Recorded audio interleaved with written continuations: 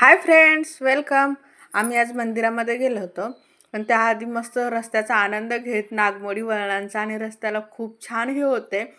साळ वगैरे लावली होती. तुम्हाला मी सांगितलेलं 1-2 व्हिडिओजमध्ये दाखवलेले पण आहे की साळ जी आहे भाताची शेती ते खूप सुंदर दिसते. आणि मी तुम्हाला स्टॅच्यू दाखवलं ना, त्या स्टॅच्यूमध्ये 3 स्टॅच्यू एकत्र होत्या. शिवाजी महाराज आणि महात्मा गांधी आणि डॉक्टर बाबासाहेब आंबेडकर यांचा तिघांचा स्टॅच्यू एका जागीच होता. मग छान रस्त्याचा आनंद घेत निघालेलो आहे आम्ही. तिथं नदी वगैरे होती आणि एक शाळा ना जंगलामध्ये असल्यासारखी होती.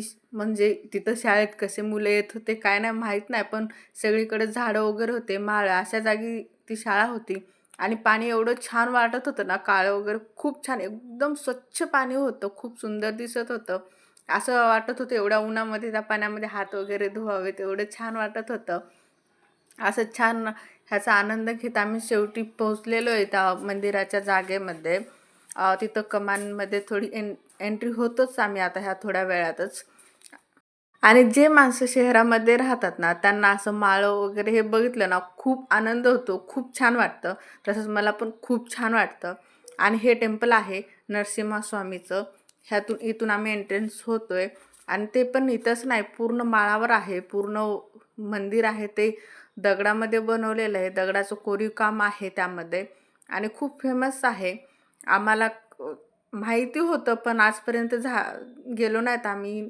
निदान किंवा जाणं झालं नाही आमच्यानं असं म्हणू शकतात. आम्हाला तेवढी इन्फॉर्मेशन नव्हती. तर काल परवा ह्यांच्या ओळखीच्या माणसांनी ह्यांना सांगितलेलं आहे की आहे त्या ठिकाणी जा, खूप सुंदर आहे वातावरण वगैरे. तर आम्ही तिथं गेलेलो आहे. आणि नागमोडी वळणाचे रस्ते होते आणि शाळेच्या सहली पण आल्या होत्या छोट्या छोट्या मुलांच्या. खूप छान वाटत होतं. असं वाटत होतं आपले लहानपणीचे दिवस आठवले. आणि ते मुलं पण एवढे सुंदर होते ना, तेवढं माळ चढायचं पण त्यांच्यामध्ये एनर्जी होतीच त्या मुलांमध्ये. आपण मोठे माणसं थकून जातो, पण मुलं थकत नाहीत. तेवढे छान एनर्जेटिक असतात ते. आणि पूर्ण असं हे होतं वातावरण. खूप सुंदर वातावरण होतं. उन्हाळा खरंच लागला आहे आता कळालं, कारण बऱ्याच दिवसानंतर आता बाहेर पडलेली आहे मी. तर ऊन खूप लागत होतं. मी आल्याच्यानंतर अंघोळ वगैरे पण केली, एवढं ऊन होतं. आणि मी ताक वगैरे केलं, मठ्ठा वगैरे. तिथं जेवायला पण होतं, खूप छान होतं जेवण वगैरे. हे मंदिराकडूनच असतं. आणि असं म्हणत होते की ज्यांनी पाया पडले ते पण देत होते वगैरे.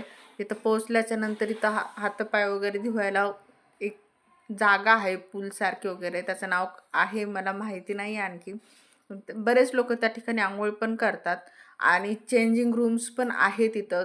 2-3 बायकांसाठी आणि 2-3 पुरुषांसाठी असे चेंजिंग रूम पण आहे. सगळी सुविधा आहे या ठिकाणी. हे मंदिर जांकमपेठपाशी आहे, निजामाबादपासून थोडंच अंतरावर आहे ते. आणि व्यवस्था पण छान आहे तिथे. सर्व सिस्टमॅटिक आहे. आणि हे तुम्ही मंदिर बघू शकता, खूप सुंदर आहे. आम्हाला तेवढं माहिती नव्हते, पण यांच्या ओळखीचे ते अण्णा होते ना, त्यांनी आम्हाला पूर्ण मंदिर फिरून दाखवले, ते आणि त्यांची वाईफ. आम्हाला माहीत नव्हतं की ते तिथं असणार आहेत. आम्ही असंच गेलो आणि ते आम्हाला तिथं भेटले, म्हणून आम्हाला सगळं मंदिर दाखवलं त्यांनी. आणि ह्या ठिकाणी पूजा वगैरे करतात म्हणे महाराज, साधू महाराज ध्यानधारणा करतात असं. आणि इथं जे माणसं राहतात ना सेवा करण्यासाठी, त्या माणसांसाठी रूम्स पण होते. पूर्ण बघू शकता तुम्ही, पूर्ण कोरीव काम आहे, दगडामध्ये केलेलं मंदिर आहे हे. बरं झालं आम्हाला ते भेटले असं वाटत होतं आम्हाला, कारण आम्हाला काहीही माहीत नव्हतं. आणि ते ना ह्याच गावचे आहेत, जांकमपेठचेच आहेत प्रॉपर. म्हणून त्यांना सगळं माहिती आहे, त्या पूर्ण इलाक्याबद्दल पण माहिती आहे, एरियाबद्दल पण आणि मंदिराबद्दल पण पूर्ण इन्फॉर्मेशन आहे.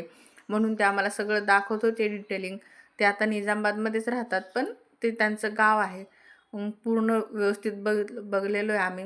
नंतर एका झाडाखाली शांत आरामात बसून थोडा वेळ बसलो. नंतर तिथं जेवणाचा कार्यक्रम पण होता, जेवण वगैरे केलं तिथं.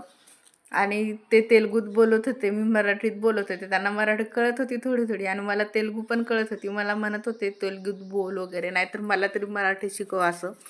तर बोलते, थोडंफार येतं मला थोडं थोडं, पण तेवढं स्पष्ट बोलता येत नाही मला. तरी ट्राय करते थोडंसं. भीती पण वाटते, म्हणजे जर एखादी गोष्ट चुकीची झाली तर वगैरे म्हणून. आणि ह्या ठिकाणी काय बायका मंदिर वगैरे सजवत होत्या. हे सांगत होते की जर आपण जे बोलले ते जर खरं झालं तर ते असं करायचं असतं. आणि हे बॅक साईडचं डोर आहे, बॅक साईडनं निघायचं इकडल्या साईडनं. आणि इथं पण असं खूप छान माळावरचं दृश्य होतं. असं वाटत होतं आता एवढं सुंदर दिसतंय हिवाळ्यामध्ये, पावसाळ्यामध्ये किती छान वाटत असेल. आणि इथं बघा सगळीकडे माणसं बसलेले आहेत जेवणासाठी. आणि मी थोडं माझी चपल्या तिकडल्या साईडला राहिल्या होत्या ना, तर मी ते चप्पल आणायसाठी गेले होते, तेव्हा ह्यांनी हे काढलेले इकडं बसले होते ते वर, आणि मी खाली गेले होते चप्पल आणायला. आणि सगळे माणसं जेवत होते, कारमध्ये पण येत होते माणसं, एवढे लांबून लांबून येत होते. आणि जेवणाची व्यवस्था, पाण्याची, पिण्याची सगळी व्यवस्था खूप सुंदर आहे तिथं. मग असंच थोडा वेळ आराम केला तिथं, थोडा वेळ बसलो, थोडं एन्जॉय केला आणि परत नागमोडी वळणाचा आनंद घेत निघालेलो आहे. वर जाताना वेगळं दृश्य वाटत होतं आणि खाली येताना खूप वेगळं दृश्य वाटत होतं. एक मुलगा आणि त्यांची आई पण चालत निघत होते, कारण हे माळावर आहे आणि रिक्षा वगैरे बस भेटलं तर लांबच खालीच भेटत असतात. आणि रस्त्यामध्ये पुन्हा एक शाळेची पिकनिक होती. मुलं डान्स वगैरे करत होते होम थिएटर लावून. किती छान वाटत होतं. चला, तुम्हाला कसं वाटलं हे मंदिर? आणि कोण-कोण आलेलं ह्या मंदिरामध्ये? हे तेलंगणाच्या जांगमपेटमध्ये आहे मंदिर. जर तेलंगणाचे बघत असतील, निजामाबादचे वगैरे ह्या आसपासच्या एरियातले जर लोकं बघत असतील तर कमेंटमध्ये सांगा मला. चला भेटू पुन्हा. बाय.